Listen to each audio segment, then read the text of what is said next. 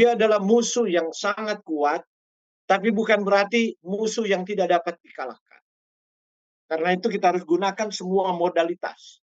Dan itulah kabar baik, Good News Lifestyle School. Good news itu kabar baik. Anda harus difokus, Anda itu harus percaya kepada Tuhan, godly trust, kemudian obey temperance. Harus belajar mengendalikan diri, mengendalikan pikiran, mengendalikan emosi, mengendalikan waktu, olahraga, nafsu, makan, minum, banyak hal. Dan itu saya bahas di camp 1 minggu ya. Kita udah bikin camp pertama di tahun yang lalu. Kemudian sesudah itu open air, udara terbuka, oksigen negatif, Anda harus melatih nafasmu, fokusnya adalah pada bagaimana ventilasimu ditingkatkan dari 98 jadi 99, kalau bisa 100 lebih baik. Tetapi tanpa oksigen negatif, sia-sialah Anda olah nafas.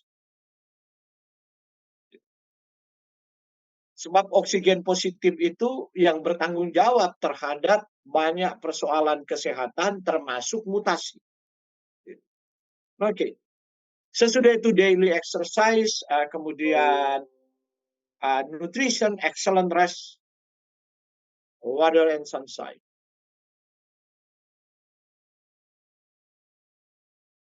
Oke, kita lanjut. Dengan semakin meningkatnya pemahaman tentang kompleksitas molekuler dan sirkuit yang saling terkait yang mengatur pengaruh lingkungan mikrotumor terhadap perkembangan penyakit, tidak mengherankan bahwa upaya penelitian berfokus pada mengungkapkan mekanisme perkembangan tumor yang didorong oleh terapi. Jadi sekarang para peneliti kanker sementara meneliti perkembangan tumor yang didorong oleh terapi kanker apapun, yang mungkin mengaburkan tujuan jangka panjang manfaat intervensi terapeutik anti kanker. Ini jurnalnya Anda lihat di situ. Ini editorialnya terapi induced metastasis. Ya. Clinical experience metastasis. Jadi, oke, Anda bisa capture jurnal ini dan Anda bisa baca panjang lebar. Ini juga belum terlalu lama, 5 tahun yang lalu, 2018. Jadi, kalau saya mau ringkaskan, ya, prosedur terapeutik yang sebelumnya dikaitkan dengan promosi paradoks dari mekanisme pro-metastasik itu termasuk kemoterapi. Itu di jurnal nomor 3 sampai nomor 5. Radioterapi 6 sampai 8, pembedahan dan anestesi pro-operatif. Jadi bukan cuma kemo, radioterapi, pembedahan juga.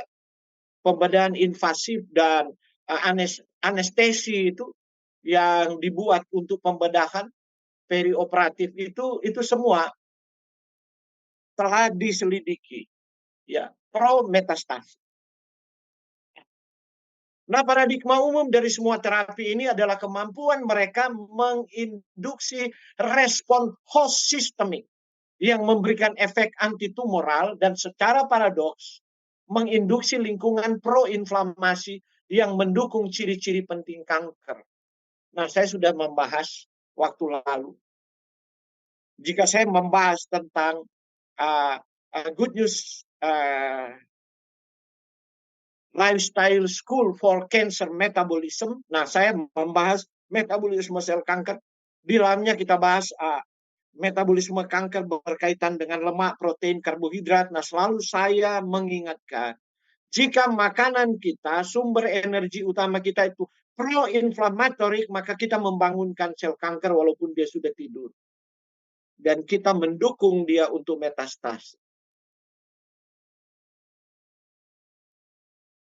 Termasuk kelangsungan hidup sel kanker, akar sel kanker, stemness. Bukan, ada istilah berbeda dalam bahasa Inggris antara stemness dan CSC, ya, kanker stem cell. Penyebaran angiogenesis dan kolonisasi metastasis mengakibatkan kekambuhan lokal atau jauh yang disebut metastase. Itu nomor 3 dan nomor 11. Oke. Sekarang radiasi. Ini jurnalnya Anda boleh capture.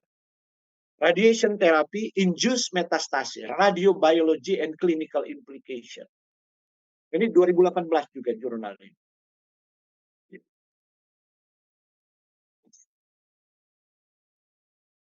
Potential impact of invasive. Jadi di sini kita melihat bahwa dampak potensial dari prosedur pembedahan yang invasif terhadap pertumbuhan tumor primer dan metastase. Ada orang kanker usus habis dipotong, dia pikir sudah selesai. Kemudian di kemo. 5 tahun yang lalu saya sudah lupa, saya pernah diundang bicara di komunitas di gereja mereka. 5 tahun kemudian Bapak itu datang. Dalam 5 tahun ususnya sudah dipotong sekian kali, sehingga ususnya tinggal 1 meter. Dan datang kemudian ke saya. Tapi semangat hidupnya luar biasa, dan dia sudah bertobat. Betul Pak, saya mau ikut Pak. Good news, saya mau ikut New Start. Tolong saya dipandu. Saya sudah dengar Bapak bicara 5 tahun lalu, tapi waktu itu saya masih engker-engkeran, Pak. Setengah percaya, setengah enggak. Masa iya sih? Udah di kemo sih kanker masih tumbuh, masa dengan change lifestyle bisa ngalahin kanker? Terus saya bilang, hasil eksperimen Bapak gimana? Saya kapok, Pak.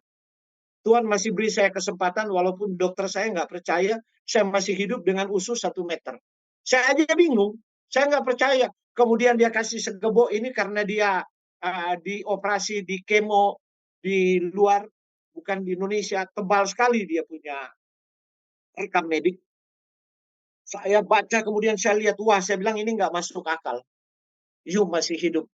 Dia bilang saya masih minta kesempatan ke Tuhan untuk hidup, untuk ubah saya punya gaya hidup. Maka saya observasi dia di apartemen.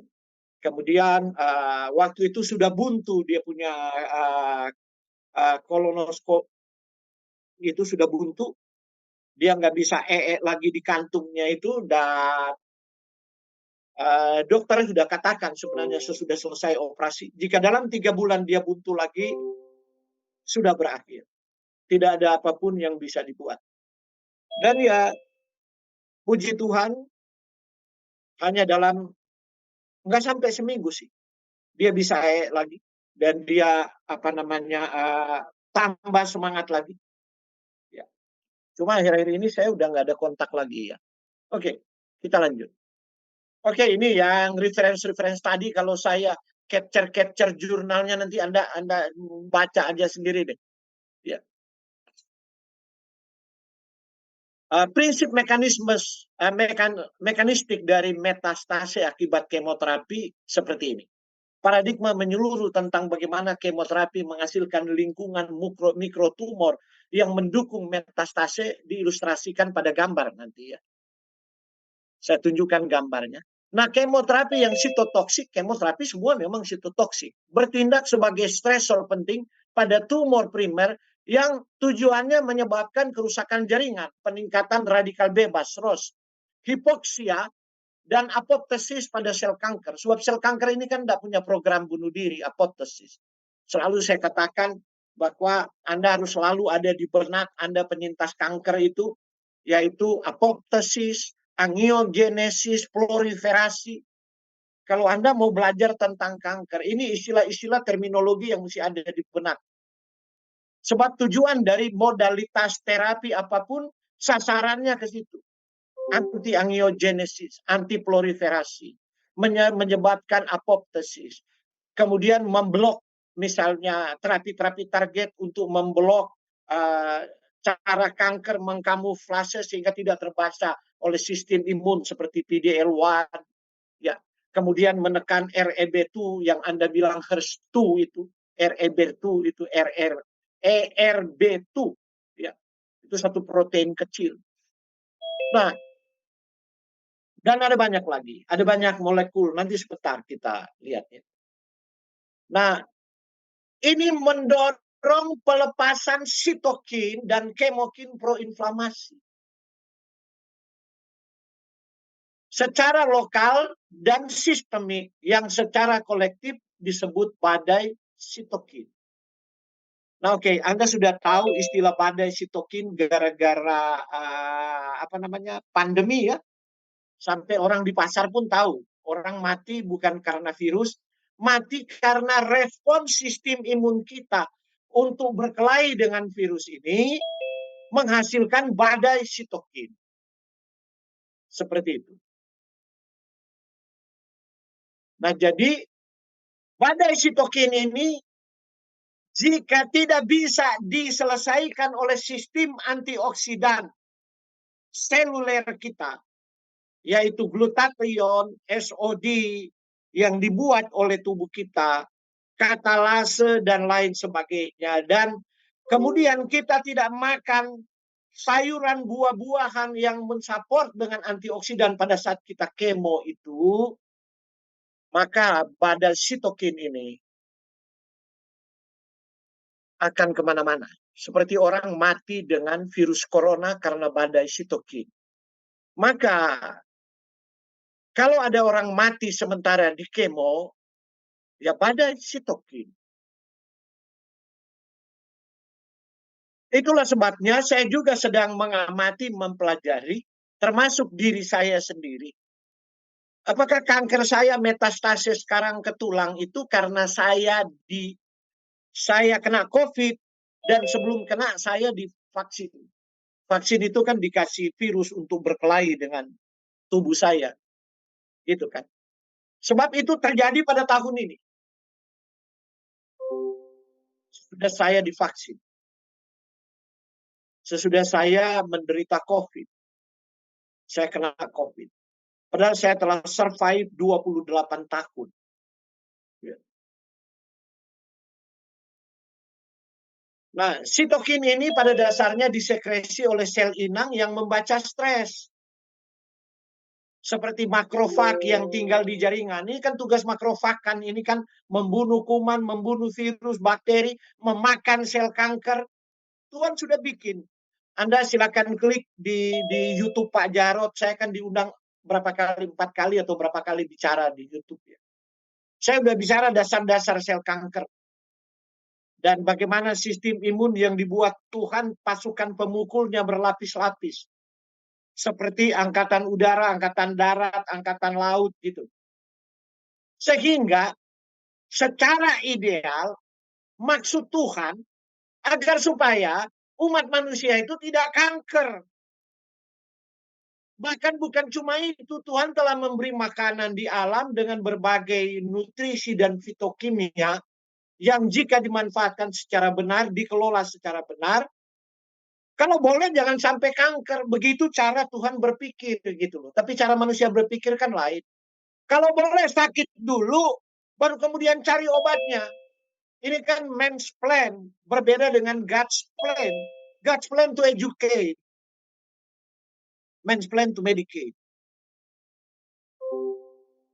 Jadi berbeda ya.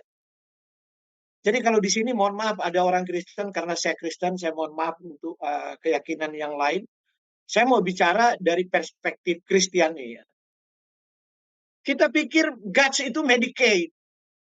Karena itu kita datang ke Tuhan minta obat, terus minta obat, minta obat, minta obat ke Tuhan. Kapan kita sudah sembuh dengan berdoa minta obat kepada Tuhan? Yang Tuhan mau kita change lifestyle, kita harus berubah. Itu yang Tuhan mau gitu. Berapa sulit sih bagi Tuhan kan yang menciptakan dunia hanya berfirman, menciptakan alam raya ini. Saya selalu katakan dunia kita berapa besar? Begitu kecil, di antara tata surya kita ada sekian planet. Tata surya kita begitu kecil di galaksi Bima Sakti kita. Di galaksi Bima Sakti kita ada ribuan, ratusan ribu, jutaan matahari. Setiap tata surya itu punya matahari dan planet-planet mengelilinginya. Di galaksi Bima Sakti ada jutaan tata surya. Nah, di alam raya yang mengerut dan membesar ini terdapat jutaan galaksi. Seberapa besar alam raya ini? Itu hanya dengan berfirman jadi. Seberapa besar persoalan penyakitmu dengan kankermu? Kenapa nggak bisa sembuh? Itu kan pertanyaan. Dan saya tahu betul sih. Karena itu saya kayak nggak sembunyi-sembunyi untuk mengatakan bahwa saya punya kesalahan, saya tahu. Setidaknya tingkat stres saya tinggi, saya tidur telat. 1 tahun terakhir ini saya tidak kena sinar matahari. Seperti itu kan. Kurang sekali kena sinar matahari dan kurang sekali bergerak. Ya. Saya terlalu banyak duduk dan membaca gitu kan. Dan itu bagi saya ya itu tidak boleh menjadi permisif. Jadi kalau kemudian akhirnya saya juga berpikir sitokin inflamasi saya meningkat gara-gara COVID dan sebagainya dan tubuh saya sementara ya saya mulai longgar, kurang minum jus. Harusnya kan minum jus 4 kali, 5 kali, 6 kali. Ya cuman pagi hari aja 1 kali. Toh saya pikir udah 20 tahun lebih. Kemudian dia kembali. Ya mau bilang apa? Karena itu saya berdoa kepada Tuhan, Bapa beri saya kekuatan sekali lagi untuk menanggungnya. Bahkan saya sudah nggak berdoa minta sembuh gitu. Kalau ini harus terjadi, beri saya kekuatan untuk menanggung. Sebab saya tahu mengapa saya sakit gitu. Itu persoalannya. Karena itu saya selalu katakan, mohon maaf dalam perspektif Kristen ya. Sebelum Anda menyadari mengapa engkau sakit, jangan dulu melangkah berdoa meminta kesembuhan. Sebab Tuhan bukan dukun. Itu masalahnya. Kalau ke dukun Anda bawa kain putih 9 meter, ayam putih kaki kuning, jambulnya merah, kemudian pergi ke pohon besar. Anda bisa minta sesuatu gitu kan. Tuhan itu kan maha tahu. Ia mau mendidik kita to educate. Supaya kita mengerti kenapa kita kanker. Kenapa kanker kita belum sembuh. Itulah saya mendirikan sekolah kabar baik ya. Agar supaya dengan keyakinan dan iman kita tentunya berdasarkan keyakinan agama kita, ya kita datang kepada Tuhan. Gitu kan. Nah oke. Jadi di tubuh kita ada makrofag. Makrofag ini ya akan menyebabkan merespons terhadap inflamasi yang terjadi dan kemudian nanti jika itu berlebih-lebihan akan terjadi badai sitokin. Chemotherapy induced metastasis. Metastasis mechanism and translational opportunity. Oke, ciri-ciri metastasi akibat kemoterapi. Mari kita mulai. Pertama, imunosupresi dan kelelahan sel T. Semua kemoterapi itu mensupresi, menekan sistem imun bahkan sampai 0 pada orang-orang tertentu. Tidak semuanya. Saya katakan ya, kanker yang sama, regimen kemoterapi yang sama.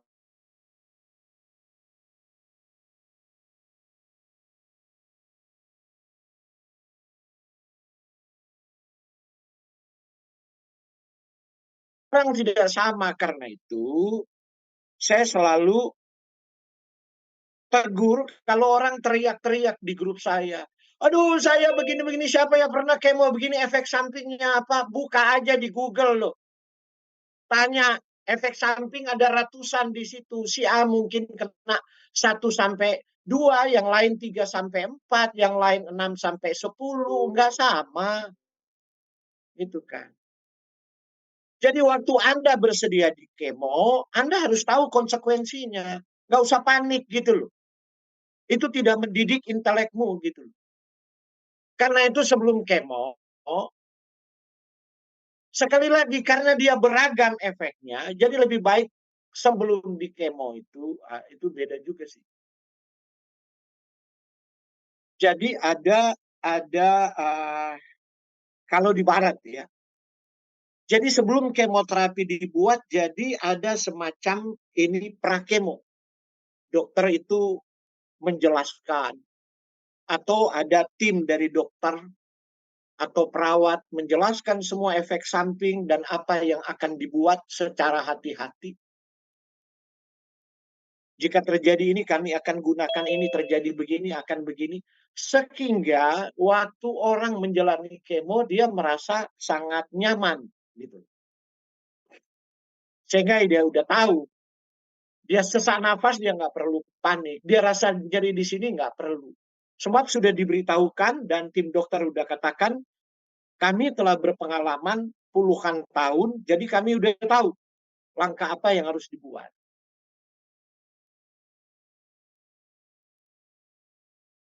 Kemudian repolarisasi makrofag. Jadi repolarisasi makrofag ini nanti sebentar saya kembangkan ya.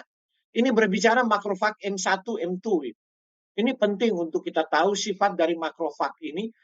Ya, jadi sifat dari makrofag ini adalah pro-inflammatory dan anti-inflammatory. Supaya Anda tahu. Tinggal bergantung apa yang menginisiasi dia gitu kan. Makrofag ini pasukan pemukul yang Tuhan beri di tubuh kita. Dia bisa menyebabkan inflamasi, dia bisa anti-inflamasi. Bergantung dia diinisiasi oleh apa. Kemudian pembentukan sel tumor untuk melepaskan faktor prometastase.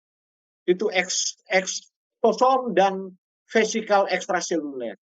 Baru kemudian ada mobilisasi progenitor endotel, terlibat juga endotel, yang berkontribusi terhadap angiogenesis tumor. Apa itu? Sel kanker ini lebih cepat menumbuhkan pembuluh darah baru. Nah, kalau dia udah tumbuh pembuluh darah baru, dia bisa menyeberang dong ke sel tetangga. Habislah itu. Dia pergi ke sel tetangga, dia lebih hari lebih besar. Sebab kan dia rakus, dia perlu energi, dia perlu makanan kan. Maka dia akan tumbuhkan lebih banyak pembuluh darah. Ini salah satu sifat sel kanker. Karena itu ada obat-obat anti-angiogenesis. Tapi kita lagi sekolah ya, nanti kita belajar agar supaya Anda memiliki wawasan. Ya. Saya bertugas hanya memberi wawasan ya, jangan konsultasi ke saya. Jadi saya mau ini dulu ya, disclaimer ya. Jangan konsultasi ke saya, Pak, saya harus pakai obat apa, itu bukan bidang saya ya. Dan ini tidak etis juga ya. Saya tahu tapi tidak etis. Itu bidang para onkolog. Anda konsultasi dengan onkolog Anda untuk pakai apa. Kemudian apa juga yang ada ya? Selain angiogenesis, ini rekrutmen sel mieloid yang berasal dari sumsum tulang.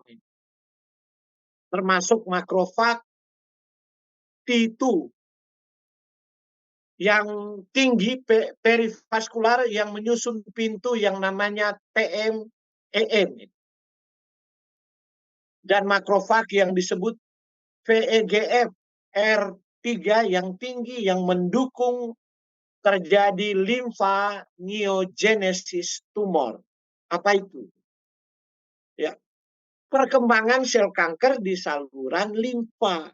Kalau dia udah ke situ, nah itu harus dibuang semua, harus dikejar. Kadang-kadang orang datang ke saya kan, Pak, saya nggak mau kemo, saya mau begini-begini. Terus saya bilang, sudah periksa belum? Udah. Terus apa? Dokter bilang udah sampai ke ketiak saya. Emangnya saya bilang ada benjolan? Iya Pak, benjolan panas. Anda pergi kembali. Itu mesti dibuang. Gitu. Dia udah sampai di situ cepat sekali dia untuk menyebar ke seluruh ke situs-situs yang lain. Ya. Misalnya ke hati, ke tulang, ke paru-paru, seperti itu. Ya. Aduh Pak, bla bla bla begini. Saya bilang enggak, kita bisa buat integratif. Jadi yuk pergi, jalani itu, kemudian ya diskusikan dengan dokter mengenai efek sampingnya. Kemudian ya saya akan memandu Anda untuk change lifestyle. Kita bisa buat integratif complementary. Di Eropa hal itu biasa. Sehingga Anda lebih bertahan di kemo, survivor rate Anda meningkat gitu. Tapi kan berapa banyak dari kita yang menjadi pejuang kemoterapi yang menganggap bahwa kemoterapi adalah satu-satunya modalitas. Kemudian Anda mulai menafikan yang lain. Untunglah sekarang di beberapa rumah sakit terkenal, sebab saya kan banyak mengobservasi pasien kanker. Jadi waktu dia tanya begini, "Dok, saya di kemo kalau saya minum jus boleh?" Oh, itu bagus sekali. Terus saya tanya, "Kamu diobservasi di rumah sakit mana?" "Rumah sakit ini." Saya beri catatan. Ternyata onkolog di sana itu udah punya wawasan seperti itu gitu. Ada di rumah sakit yang lain, para onkolog katakan, "Makanan itu obat, Bu. Ibu harus makan. Harus banyak sayur, harus banyak makan buah." Gitu. Saya bilang, ya udah banyak kemajuan lah. Sudah lebih terbuka lah. Gitu kan. Mudah-mudahan masyarakat kanker itu semakin terdidik. Oke, kita lanjut. Nah ini, hallmark of chemotherapy induced metastasis. Ya kira-kira gambar bagannya begini, ini ciri-ciri dari kemoterapi yang menginduksi metastasis. Nah, mari kita mulai ya. Ini fungsi TMEM, ini adalah proses dua langkah. Pertama, sel tumor TMEM ini mensisipkan ivadopodium yang stabil di antara sel endotel, menentukan lokasi kelemahan pembuluh darah dan intrafasasi. Sel tumor ini cerdas sekali. Licik, cerdas, lebih cerdas ratusan kali dari sel normal kita. Kedua, reseptor T2 tadi pada makrofag TMEM ini memiliki lebih banyak masukan stimulasi, termasuk ligan angiogenesis tadi, integrin, dia mengontrol produksi vaskular endotel growth factor VEGF ini oleh makrofag TMEM. Nah, karena itu obat-obat kemoterapi dan terapi target mentargetkan itu. Contoh ya, Anda punya obat-obat nip di belakang ya. Lihat aja Anda punya obat terapi target, ada apakah lapatini, pokoknya ada nip di belakang. Itu untuk mentargetkan hal-hal seperti ini. Kemudian di sebelah gambar C itu proyeksi gambar 3D resolusi tinggi pada pintu TMM dibuat oleh pencitraan intravital tumor pada payudara in vivo. Menunjukkan ada 3 jenis sel yang terkait secara stabil terletak pada titik segitiga. Di sini segitiga hitam itu ivadopodium sel tumor TMEM yang disisipkan di antara dua sel endotel pembuluh darah untuk menentukan lokasi kelemahan pembuluh darah dan intrafasasi. Oke, kita lanjut prinsip mekanistik ini. Secara lokal, badai sitokin ini menginduksi tadi kan penekanan sistem imun, imunosupresi. Semua itu, karena itu kan ada booster. Jadi waktu imun Anda tertekan, sesudah di kemo pasti ada regimen dalam protokol kemoterapi Anda akan di booster gitu. Dan kemudian terjadi kelelahan sel T tadi, serta dia mendidik kembali makrofag dan sel tumor dengan mengubah atau meningkatkan sifat prometastasik. Luar biasa ya. Badai sitokin ini akan mendidik Anda punya makrofag. Makrofag Anda disekolahin gitu loh. Harus jadi seperti apa untuk mendukung dia. Saya sudah bilang sel kanker ini sel setan. Ini penyakit terakhir yang diizinkan Tuhan dalam sejarah manusia gitu. Sehingga manusia sudah bertempur 100 tahun terakhir, mulai dari Otto Warburg, pemenang hadiah Nobel untuk kanker metabolisme. Dulu Otto Warburg ini hasil-hasil penelitiannya disepelekan, pemenang hadiah Nobel loh. Kemudian tidak dilanjutkan kajiannya. Kajiannya bergeser pada bidang kajian yang lain untuk menyerang kanker. Sekarang peneliti kanker lelah. Maka dimulai dengan lembaga-lembaga kanker di Jerman, Austria, di Eropa, di Inggris, di Belanda. Mereka mulai menggali kembali apa bangunan ilmiah yang sudah diletakkan oleh Otto Warburg dalam cancer metabolism untuk membuat target metabolisme pada sel kanker.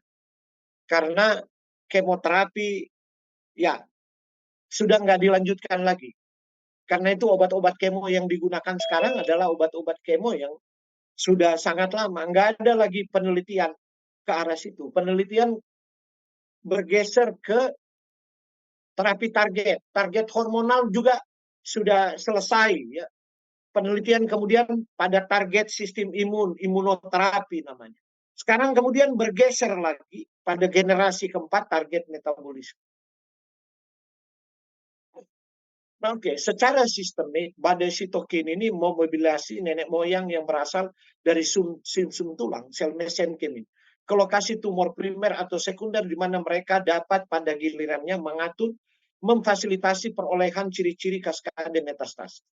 Nah, secara keseluruhan modifikasi ini berkonspirasi untuk menciptakan perubahan lingkungan mikrotumor primer yang mendorong penyebaran sel kanker sistemik ke situs sekunder, serta relung yang menerima metastase di situs sekunder. Seperti itu. Ya. Jadi begitu cerdasnya sel kanker. Nah, beberapa interpretasi telah diusulkan sehubungan dengan mekanisme yang mendasari respon prometastase yang ditimbulkan oleh kemoterapi. Nah, itu jurnalnya. Nah, persamaan umum yaitu tadi badai sitokin, lonjakan sitokin, kemokin, proinflamasi, lipid bioaktif. Karena itu saya wanti-wanti penggunaan lemak makanan Anda pada penderita kanker. Walaupun di grup sebelah mungkin Anda belajar. Wah, kalau kanker itu harus makan daging banyak sama makan lemak banyak gitu loh. Kita harus bawa kanker itu harus puasa karbohidrat, kemudian kita harus bawa ke situasi di mana serangan metabolisme untuk sel kanker tanpa karbohidrat yang hanya mengandung setengah kebenaran, ini wilayah abu-abu. Kemudian dibanjari dengan saya sampai lupa namanya diet ini, diet tinggi lemak, selalu sebut-sebut sampai lupa nanti sebentar ingat lagi. Nah, oke. Kemudian dilepaskan ke secara lokal di sel primer. Kemudian lingkungan mikrotumor ini secara sistematik memasuki sirkulasi, mempengaruhi sum-sum tulang dan paru-paru dan di antara tempat-tempat lain, ya, termasuk di hati. Ini adalah situs-situs metastase yang paling sering terjadi. Ya, kalau tidak di hati ya di paru-paru ya di tulang. Oke. Nanti di kali-kali berikut saya katakan kenapa tulang selalu menjadi situs untuk metastase dari beberapa kanker. Ini referensinya, oke. Ini dia. Oke, kita lanjut. Nah, di antara sitokin dan kemokin yang paling menonjol termasuk dalam repertoar ini faktor-faktor sebelumnya terbukti yang mengatur angiogenesis dan metastase seperti tumor, nekrosis, faktor alfa. Sering saya sudah sebutkan dalam setiap sub. Kemudian faktor perangsang koloni granulosit. Kemudian ada motif kemokim ligan 12, CXC L12 itu. Kemudian ada motif kemokin ligan 2 dan juga ligan 4. Dan ada molekul adesi antar sel 1. Ya, itu sudah nggak usah dihafal sih nama-nama aneh ini. Tapi ya, itu harus disebutkan. Nanti lama-kelamaan kalau semakin sering dia nyantol di kepala sih. Yang penting di sini yang perlu diingat faktor-faktor ini secara independen atau kolektif terkait dengan peradangan yang berkaitan dengan perkembangan dan metastasi kanker. Jadi kalau Anda udah capek mau tinggalkan sum ini, ingat aja. Kalau lebih banyak hal-hal yang pro-inflamatorik di tubuh Anda, sementara Anda menderita kanker, ya Anda sedang bunuh diri. Gitu kan. Anda sedang memberi makan sel kankermu agar supaya dia bertumbuh semakin cepat.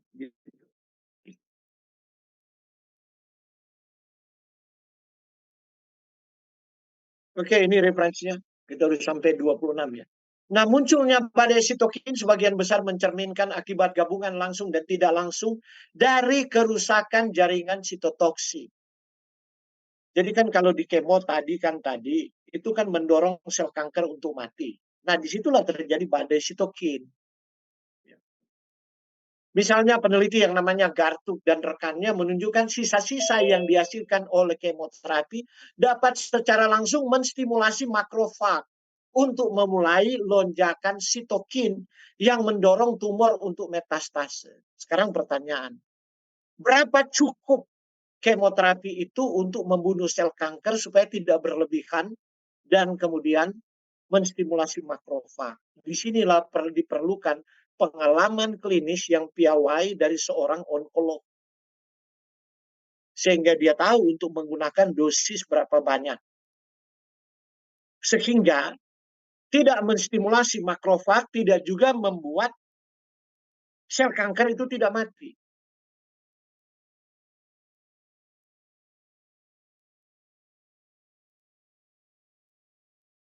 Oke. Lonjakan sitokin ini mendorong tumor untuk metastase melalui jalur inflamasi seperti siklooksidasi.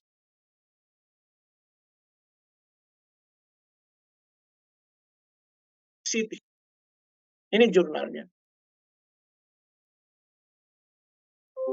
Perhatikan ya, semua jurnal yang saya bawa ini adalah jurnal dari website resmi pemerintah Amerika Serikat, bukan jurnal kaleng-kaleng ya. Kecuali pemerintah Amerika mau berbohong kepada dunia gitu. Jadi jangan tanya lagi ya, Pak, apa jurnal itu benar? Konyol. Ada kan sering kalau saya Zoom ada orang juga nanya japri begitu. Ya. Bukan di Google dan lihat jurnal-jurnal yang masuk ke Scopus, masuk ke PubMed. PubMed itu adalah website resmi pemerintah Amerika Serikat. Kalau udah masuk di situ kan ada ribuan mata itu yang menyeleksi itu. Itu bisa diterima, bisa diterbitkan apa enggak gitu.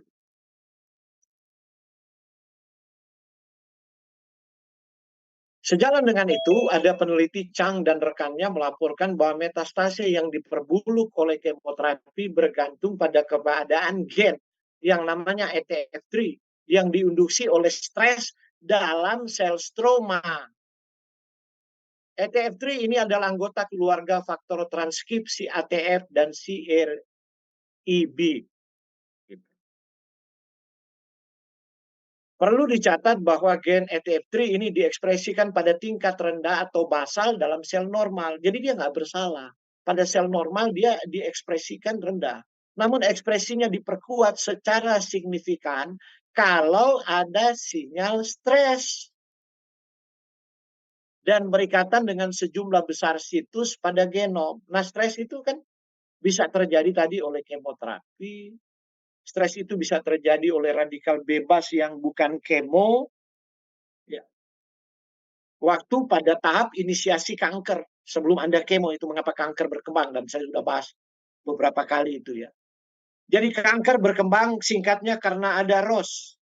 Jadi ros nama yang sangat cantik dari bunga, tapi jangan lupa bunga ros itu warnanya menarik, baunya harum, tapi dia berduri. Kebetulan radikal oksigen ya, ros itu spesies ya, yang disingkat ros itu dialah yang menyebabkan kemudian menginduksi mutasi pada gen, dan itu juga dipakai oleh kemoterapi untuk membunuh sel-sel kanker karena dia nggak bisa mati sendiri. Cuma singkatnya adalah jika kebanjiran ROS ini, ya itulah tadi yang sementara kita bahas. Kalau kebanjiran ROS akibat kemoterapi, ya dia kemudian mengubah polarisasi dari makrofag, kemudian dia menjadi proinflamasi, mengubah polarisasi makrofag, dia kemudian ini juga mendorong sel-sel endotel itu, sel-sel mesenkim juga, dan ATF3 tadi. Ya. Nah, sebagai faktor respon perantara awal, ATF3 ini mengkodekan faktor transkripsi, atur ekspresi gen. Ya.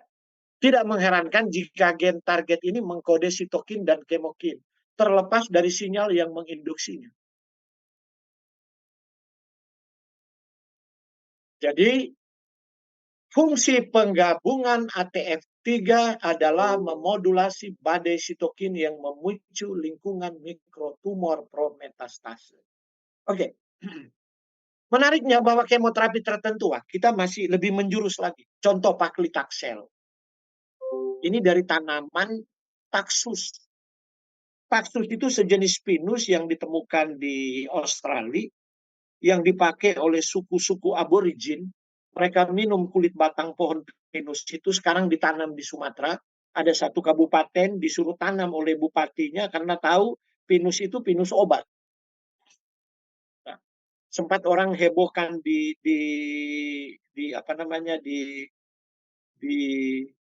grup kan, Pak ada pohon pinus begini Pak, wah dijual Pak, mahal Pak, satu pot kecil 500.000, ada 1,5 juta katanya anti kanker. Saya tanya begini, Anda udah di kemo belum? Udah Pak, di kemo apa pakai paklitaxel? Paklitaxel itu udah molekul aktifnya yang lebih beracun, lebih toksik daripada taksus. Nanti kalau Anda minum taksus lagi ya sel kanker hanya keluarin lidah lah gitu, ngejek gitu. Yang keras aja gua nggak mati metastase, apalagi kamu kasih yang ringan begini. Gitu. Jadi berbeda ya kalau Anda sudah di kemo dan belum di kemo. Beda. Nah, sayangnya taksus itu kan tidak dapat dipatenkan kan, maka para ahli farmasi mulai mencari bagaimana molekul aktifnya itu di apa namanya diisolasi, kemudian ditiru molekulnya sehingga bisa dipatenkan dengan efek-efek toksik yang lebih besar terhadap sel kanker, tapi ya itu. Nah, ini dapat secara langsung mengikat dan mengaktifkan toll-like receptor 4, TLR4 ini, yang sering diekspresikan secara berlebihan pada permukaan sel kanker payudara.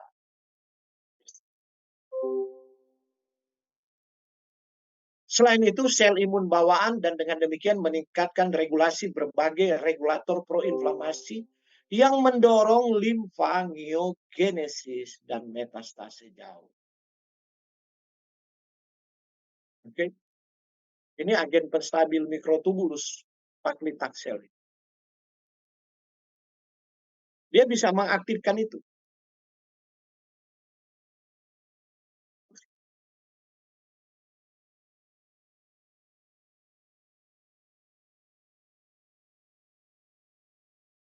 Dari semua reseptor, pengenalan pola yang diketahui termasuk dalam keluarga reseptor mirip tol tadi, TLR4 itu, termasuk di antara reseptor yang mengenali bakteri. Nah, contoh ya, bakteri liposaccharide, LPS, sebagai ligan primer. Ini selalu pakai di laboratorium untuk penelitian eksperimental ya, untuk masalah inflamasi. Nah, menariknya, paklitaxel telah terbukti dapat melibatkan TLR4 dengan cara yang analog sama persis LPS agonis kanonik yang menghasilkan produksi dan pelepasan sitokin proinflamasi yang serupa dari makrofag dan sel-sel lain. Nah, pengamatan ini mengajukan hipotesis bahwa paklitaxel khususnya mungkin mampu memulai badai sitokin yang diinduksi kemoterapi dan bertingkat sebagai mimetik dari LPS pada tumor yang mengekspresikan TLR4. Mungkin Anda udah capek ya. Ini begitu banyak istilah, kok begitu rumit ya. Karena itu saya katakan, kanker itu rumit. Pertempuran bukan kanker ini udah dikepung bukan cuma oleh onkolo ya, onkolo itu praktisi ya. Tapi peneliti kanker di laboratorium kanker, di perusahaan-perusahaan obat, ahli farmasi, dokter-dokter penelitian, ahli-ahli biologi molekuler, seperti bidang studi saya yang meneliti hal-hal seperti itu, kok kanker masih bisa lolos gitu. Karena itu saya sekali lagi mengatakan, di core kehidupan kita, modalitas apapun yang kita mau katakan, di pusatnya harus ada Tuhan di sana. Godly trust. Kalau engkau tidak bergantung kepada Tuhan, engkau hanya bergantung pada dirimu. Dirimu hanya punya logika dan punya emosi, dua tok itu, dan kehendak. Seberapa kuat kehendak manusia untuk melawan penyakit yang unik ini?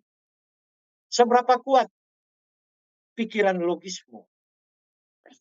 Apalagi kalau pakai emosi. Ada orang kanker kan emosional. Udah kanker, kemudian tambah lagi dia punya stres karena kalau ibu kanker, dia mulai cemburu suaminya, dia mulai sakit hati sama suami, sama anak-anak. Kan itu sementara bunuh diri. Atau bapak misalnya kanker, mulai jadi kolokan gitu, pingin disuapin istrinya, gitu kan. Kalau nggak mau makan. Nah, seperti itu. Dan selalu saya katakan, ya, bahkan setelah 6 bulan saya merasa nyeri, bertahan dengan nyeri, tidak bisa tidur. Baru saya ngomong ke istri saya karena dia selalu tanya. Baru saya ngomong. Sebab saya tidak suka ada beban mental kepada orang-orang di sekitar saya gitu.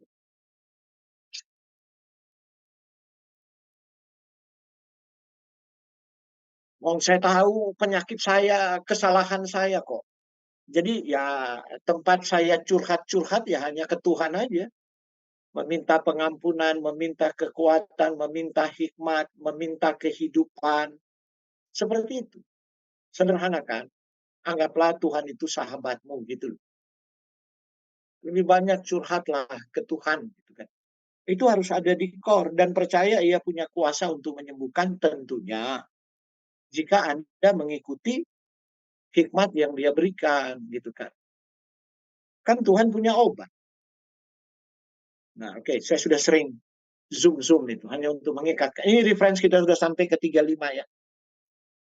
Sol and colchicine increase LPS, induce pro-inflammatory interleukin-1 beta production, but don't increase interleukin-1 beta secretion. Ini adalah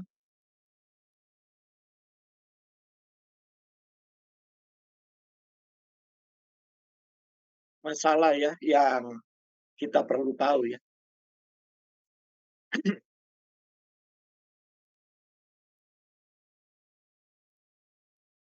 Di mana tadi ya? Oke. Rangsangan yang berbeda dapat mempolarisasi makrofag menjadi 2 tipe dasar, M1, M2 tadi. Makrofag terkait tumor yaitu TAM dan lingkungan mikrotumor TME terdiri dari subpopulasi heterogen meliputi fenotip antitumor M1 dan protumor M2. Jadi kalau Anda kanker, ya makrofag M1 itu yang antitumor, sedangkan makrofag M2 itu protumor. Kalau Anda kanker ya, tapi kalau Anda buka kanker lain lagi ya. Karena itu jangan suka jenuh. Apa saya selalu singgung ini ya. Ya, karena nggak mengerti di tingkat molekuler. Orang datang ke saya konsultasi, Pak minta dong protokol jus ini, jus itu. Terus saya sarankan suplemen ini, suplemen itu. Pak, saya lagi, dia ngotot-ngototan, Pak, saya lagi minum suplemen ini, Pak. Mahal juga saya sudah beli. Apa suplemen namanya ini? Kalau saya belum tahu, saya bilang kirim ingredients-nya ke sini. Kirim. Terus saya minta lagi ke dia. Kenapa Anda beli minum? Katanya Pak ini untuk orang kanker bla bla begini. Katanya, saya bilang. Tapi saya lihat kandungan yang ada di sini, itu justru dia prometastase ini. Kalau masuk ke tubuhmu gitu loh. Ah Pak, saya bilang ya iya. Tapi Pak katanya, saya bilang terserah lah. Engkau katanya terus Ibu gitu kan. Saya yang belajar molekuler, kalau engkau lebih pandai ya udahlah. Saya mau apa lagi? Dia bilang, Pak mahal ini loh Pak, 20 juta beli 21 juta. Ya sudah. Sementara pakai protokol saya minum terus itu. Kemudian nggak berhasil. Kankernya malah merajalela. Saya dikomplain. Yang komplain anggota keluarga. Saya bilang bikin protokol saya. Minum suplemen yang saya rekomendasi. Enggak Pak, kita kan ada suplemen itu. Ya itu. Saya nggak bisa observasi kan. Sampai saya tahu di tingkat molekuler bla bla bla bla bla gini. Terus saya tanya lagi. Iya Pak, soalnya Pak begini Pak. Orang diabetes kalau minum ini Pak, sedangkan kakinya udah meleleh tumbuh. Oh, jadi engkau pikir kanker itu payudara yang, mohon maaf ya, kanker payudara kan kalau udah rusak itu kan ya terbuka lah, ya jaringan terbuka, ya luka lah, ya besar itu dan ya begitulah. Saya nggak perlu ngomong lah nanti. nggak enak kan. Itu nggak sama dengan luka diabetes. Luka diabetes justru perlu untuk menumbuhkan jaringan baru. Kanker itu kan nggak boleh ada yang merangsang pertumbuhan jaringan baru. Sederhana aja. Ya, saya nggak usah cerita molekulnya. Nah, ini dalam kaitan dengan fenotip anti tumor ini ya. Bahkan di tubuh kita sendiri Tuhan beri makrofag. Kalau dia diinisiasi salah, baik oleh makanan kita, baik oleh modalitas kemoterapi yang kita gunakan, atau suplemen yang kita gunakan, nah ini dia, Anda mau pilih yang mana?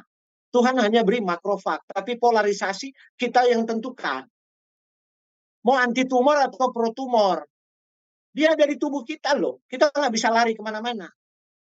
Jadi kalau pro tumor ya sudahlah, habislah sudah. Lo Anda bikin makrofag Anda untuk dukung perkembangan tumor, terus mau gimana lagi? Jadi kalau engkau berdoa ke Tuhan, kemudian Tuhan katakan begini, terus saya disuruh pilihan apa? Engkau memilih supaya tumormu bertumbuh. Saya sering begitu. Kadang-kadang orang anggap sengak. Saya nggak terlalu suka berteologi yang terlalu rumit. Ya, sederhana aja deh. Contoh begini ya, Anda berdoa ke Tuhan. Anda mau perjalanan jauh naik kendaraan. Anda berdoa begini ke Tuhan. Misalnya kalau orang Kristen ya, dia berdoa begini.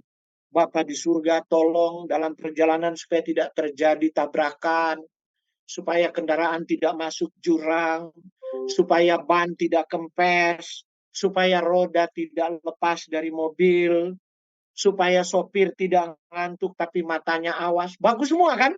Supaya selamat di tujuan. Kemudian Anda kunci begini doanya, tapi yang terjadi bukan kehendak kami, kehendakmu ya Bapa. Ini doa apa ngenyek sama Tuhan gitu loh.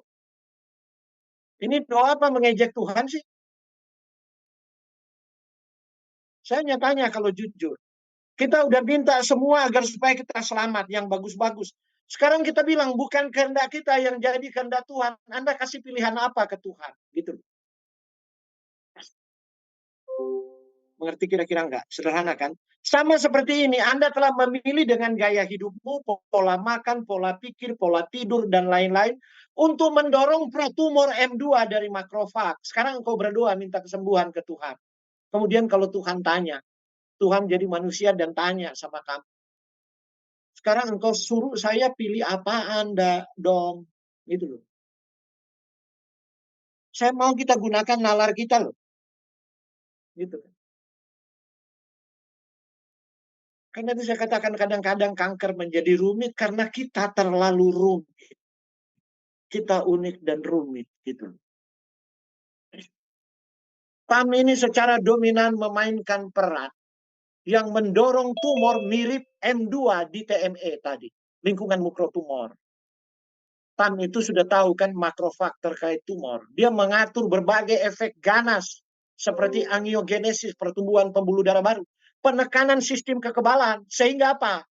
Anda perlu terapi target karena sistem kekebalan. Saya ada akhir-akhir ini ada seorang klien kanker itu, bahkan sudah dibiarkan sistem kekebalannya nggak mau tumbuh gitu, tertekan, kemudian metastasi tumor. Oleh karena itu, TAM telah muncul sebagai topik penelitian hangat sekarang dalam terapi kanker. Dan tinjauan ini berfokus pada 3 aspek utama dari TAM. Jadi sementara diteliti bagaimana ini makrofag terkait tumor ini bisa dikendalikan, sudah barang tentu dengan novel, jadi obat baru ya. Ini menjadi kajian saat ini. Ya kita tentu berharap. Tapi kalau itu bisa diatur oleh prinsip-prinsip good news, kan Anda nggak usah terlalu tunggu. Nanti kalau dia 5 tahun, 10 tahun baru kemudian berhasil ditemukan itu, bagaimana? Mari kita lihat lebih jauh makrofag M1 ini. Secara klasik diaktifkan biasanya oleh interferon gamma atau lipopolisakarida. Ya biasa kalau di laboratorium kita dulu ya di lab kita induksi misalnya tikus kita kasih lipopolisakarida terjadi inflamasi. Nah ini makrofag 1 M1 ini diaktifkan Dia menghasilkan sitokin proinflamasi, dia memfagosit mikoba, dan memulai respons imun. Ini tugasnya. Kemudian dia menghasilkan oksidan nitrat atau zat antara oksigen reaktif untuk melindungi terhadap bakteri dan virus. Dan oksidan nitrat ini bertanggung jawab bukan cuma hanya kanker ya, penyakit pembuluh darah juga. Itu ada hubungan. Jadi penyakit jantung, penyakit kardiovaskular juga berhubungan dengan polarisasi dari makrofag ini. Cuma saya lagi membahas kanker ya, supaya nggak terlalu melebar. Nah, makrofag M2 diaktifkan secara alternatif melalui paparan sitokin tertentu, seperti interleukin 4, interleukin 10, dan interleukin 13, interleukin 13. Nah, interleukin ini sudah sangat terkenal. Misalnya interleukin 6, umpamanya ya, sangat terkenal di virus-virus COVID. Interleukin 1B, interleukin 6, itu kan yang meningkat, kemudian paru-paru itu meledak, jantung itu meledak gara-gara COVID. Nah, makrofag M2 ini akan menghasilkan poliamina untuk menginduksi proliferasi atau prolin untuk menginduksi produk kolagen. Jadi itu tugasnya dia. Jadi kalau dia menginduksi proliferasi, ya sel kanker ini akan berkembang. Belah luar biasa. Kemudian dia menginduksi produk kolagen. Bagus dong kalau itu di kulit. Terjadi di kulit dan di pembuluh darah.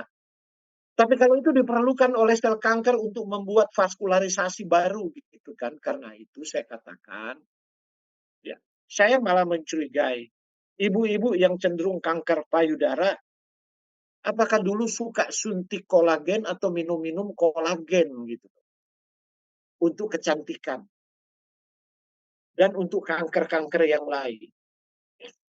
Saya sementara meneliti itu. Duh, mati sebenarnya laptop. Nah, makrofag ini berhubungan dengan penyembuhan luka dan perbaikan jaringan. Bagus dong, penyembuhan luka dan perbaikan jaringan. Tapi jangan salah, itu protumor kalau Anda sudah kanker ya tadi. Jadi sel kanker, metabolisme sel kanker, dan lingkungan mikro sel kanker berbeda dengan sel sehat. Karena itu perlakuannya berbeda gitu loh. Jadi contoh tadi ya, untuk perbaikan jaringan luka, Anda diabetes, luka sudah membusuk, itu berbeda dengan perbaikan jaringan luka pada payudara karena kanker. Itu sangat berbeda. Ya. Nah, kalau ada satu suplemen yang mendorong, itu salah alamat. Itu maksud saya. Nah, Karagianis dan rekannya menyarankan bahwa model karsinoma payudara tikus tertentu, ini jenisnya ini, MMTV ini, PJMT, kemoterapi tidak serta-merta mendorong peningkatan signifikan dalam beban makrofag intratumoral yang menginterpretasi. Tapi kemoterapi jelas meningkatkan kepadatan. Nah ini. T2, tapi kalau ada waktu saya akan bahas. Kalau enggak, nanti kita lanjutkan kali berikut. Ini T2 prometastatik perivaskular. Ini lain lagi. Ini subpopulasi makrofag tinggi ini mampu merakit pintu masuk lingkungan mikrotumor fungsional metastase TMEM yang kita bahas tadi dan intravasasi sel tumor. Penelitian lain dari Liu dan rekannya menunjukkan kemoterapi neoadjuvant itu memodifikasi atau mendidik TAM tadi untuk mensekresi protein mirip kitinase YKL39 dalam jumlah yang lebih tinggi. Mungkin sebagai akibat dari pelepasan jadi ini TGF beta ini. Tumor growth factor beta dan interleukin 4 ini yang dimediasi kemoterapi dalam lingkungan mikrotumor. Jadi kemoterapi neoadjuvant itu begini. Anda kanker misalnya payudara, Anda di kemo dulu untuk mengecilkan, itu yang namanya kemoterapi adjuvan. Sebelum Anda dioperasi kemudian dilanjutkan dengan kemo. Nah, Liu dan rekannya ini meneliti kemoterapi itu. Tidak mengherankan bahwa tipe sel utama yang mengalami modifikasi fenotik setelah kemoterapi adalah makrofag. Tipe sel dengan plastisitas fungsional yang luar biasa serta peran pleitrofik. Nah, oke. Saya garis bawahi ini peran pleitrofik ini. Jadi begini. Makrofag kita memiliki peran, jadi dia bersifat plastisitas. Ya seperti dari kata plastik, plastisitas itu artinya bisa dibentuk-bentuk dengan mudah ya. Plastisitas fungsional. Ini makrofag ini ya, setelah kemoterapi. Dan dia berperan pleitrofik. Nah, sifat pleitrofik itu juga ada di alam pada fitokimia. Contoh flavonoid, itu bagian dari tumbuh-tumbuhan. Pada buah dan sayuran dan herbal yang dipakai mirip dengan kemoterapi untuk menyerang sel kanker. Tapi dia punya peran pleitrofik. Sehingga untuk intervensi mau pakai fitokimia, mau pakai herbal, harus tahu dia ada fitokimia apa di dalam. Contoh saya sebut satu, miresetin. Saya sebut namanya. Fitokimia miresetin. Ya. Saya sebut ada di cranberry. Karena itu dalam berbagai terapi saya untuk kanker dalam mixed berry ada cranberry. Sebab dalam buah-buah beri dia paling tinggi. Tapi cranberry yang paling nggak enak kan, asam sekali kan. Nah kadang-kadang orang ini ke saya, komplain ke saya kan. Kalau bahasa Manado, badonci. Pak ini asam sekali Pak. Ya saya bilang kalau asam, kan saya nggak suruh di jus sendiri kan. Dia kan ada campuran beri yang lain. Saya sudah tahu karena saya sudah coba. Itu jadi nggak terlalu asam gitu. Tapi ya saya bilang ya terserah. Saya kan secara moral hanya mau menolong. Saya buat protokolnya. Kalau ibu merasa asam, ya nggak apa-apa. Terus saya pancing berikutnya. Jadi ibu punya lambung terganggu gitu. Iya terganggu. Kalau ibu makan jeruk, ya saya biasa Pak pagi-pagi minum jeruk nipis. Terus, loh jeruk nipis itu kan asam. Iya Pak saya nggak apa-apa. Oh jadi saya lihat di sini. Ini masalah asam apa masalah pikiran ini? Ini masalah perut atau pikiran gitu kan? Ya kadang-kadang kita kan begitu. Masalah bukan ada pada perut, pada pikiran. Tapi kalau masalah itu ada pada perut, ya lain lagi ya. Tapi ada orang kan masalahnya kan pada pikirannya, bukan pada perutnya. Karena itu pikiran dan otak itu punya hubungan sangat dekat. Gitu. Nah sifat kita kembali ke sifat pleitrofik tadi. Contoh miresetin. Pada dosis tertentu, dia pro pertumbuhan tumor. Tapi pada dosis tertentu, dia menghambat pertumbuhan tumor. Karena itu saya katakan penggunaan fitokimia ini harus pendampingan ahli.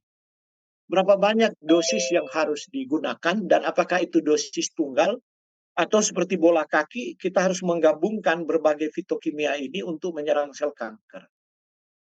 Sehingga dari efek pleiotropik itu yang kita ambil adalah efeknya yang anti tumor, efeknya anti angiogenesis, efeknya mendorong apoptosis.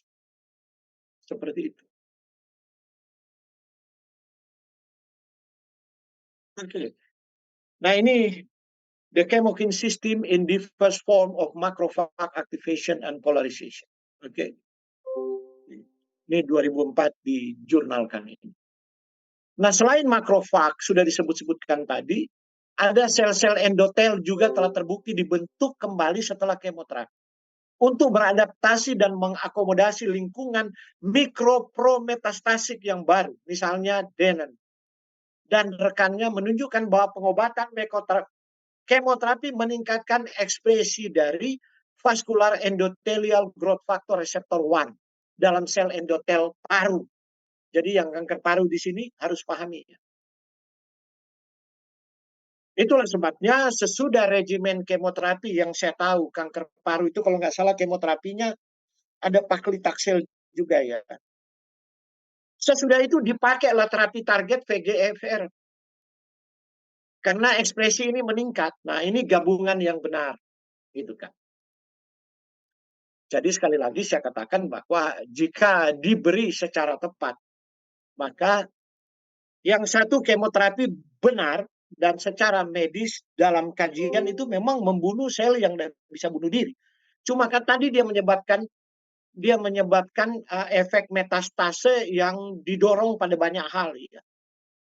Nah, diantaranya adalah pada lingkungan prometastatik baru itu didorong oleh sel-sel endotel yang dibentuk kembali. Artinya sel endotel ini diperlukan untuk pembentukan pembuluh darah baru kan. Karena meningkatnya ekspresif VEGFR1. Itulah sebabnya sesudah kemoterapi dilanjutkan dengan terapi untuk menghambat VEGFR1. Seperti itu. Jadi jangan jadi pintar sendiri. Sesudah di kemo kemudian berhenti. Ada orang sudah di kemo datang ke saya, Pak, saya nggak mau lanjutin. Kenapa? Udah habis di kemo, dokter bilang ternyata saya harus pakai ini. Saya bilang ya harus, mesti. Loh kok Bapak sih begitu? Saya mau ubah pola hidup. Enggak. Engkau harus pakai itu kemudian berubah pola hidup pakai gini. Nah orang kan jadi bingung. Katanya teman saya ke Pak Fred ya boleh begini. Saya bilang emang kankermu sama dengan kanker dia, tubuhmu sama dengan tubuhnya dia. Saya jadi aneh gitu. Rata-rata orang suka generalisasi. Karena itu di banyak orang saya disebut anti kanker, anti kemo, yang lain bilang malah saya dorong-dorong supaya kemo gitu kan. Karena Anda nggak kenal saya kan. Seperti itu, Anda hanya dengar dongeng yang ada di luar gitu kan. Anda hanya dengar ngerumpi yang ada di luar. Karena saya berdiri pada apa yang paling menguntungkan untuk penderita kanker supaya dia bisa survive. Itulah inti dari good news. Ya.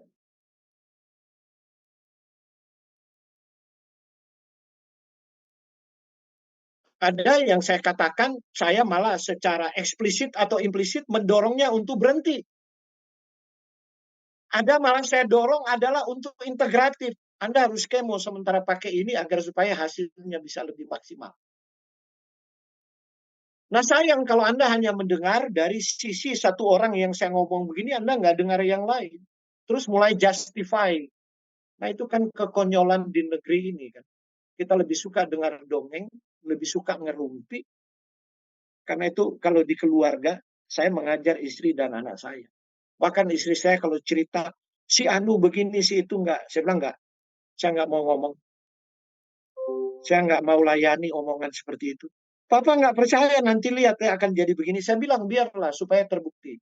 Baru terbukti, baru percaya. Saya enggak mau ada prasangka. Sebab otak saya tidak saya latih untuk prasangka. Otak saya latih untuk logik, untuk berpikir ilmiah gitu. Kemoterapi enhance metastase, ya. Jadi enhance metastase formation via VEGFR1 ekspresi endothelial cell. Jadi kalau apa namanya vascular endothelial growth factor reseptor 1 ini meningkat, maka akan terjadi proses metastase melalui sel endotel.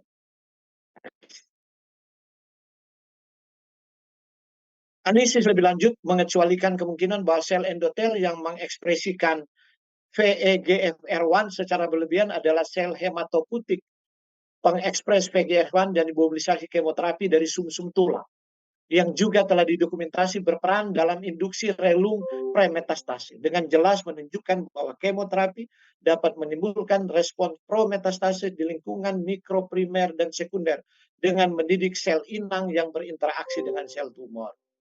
Oke. Kita sudah hampir selesai. Nah, ini VEGFR1 juga, positif hematopoietic bone marrow progenitor initiative the premetastase. Jadi relung metastase dari sel progenitor, inisiasi sel progenitors ini pada sumsum tulang. Itulah kenapa ada banyak seperti kanker payudara, kanker prostat, kanker paru itu punya situs di tulang. Dia bisa metas ke tulang.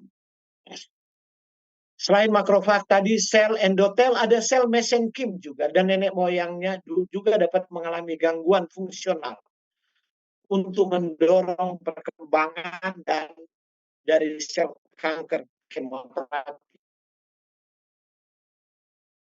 Melalui penelitian baru-baru ini, Tiffany, menunjukkan bahwa sel mesenchyme (MSC) yang seringkali berada bersama dengan sel kanker pemicu tumor pada adenokarsinoma pankreas. Ini kanker pankreas. Dapat dididik ulang setelah pengobatan dengan gemcitabine. Gemcitabine ini adalah kemoterapi yang dipakai pada orang kanker pankreas.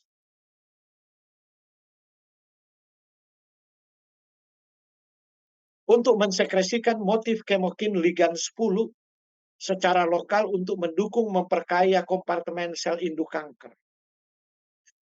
Nah ini, terapi yang mendidik sel mesenchymal stem cell Henry pada tumor ya. Oke, ternyata kita sampai di sini karena waktu ya. Kita udah jam berapa ini?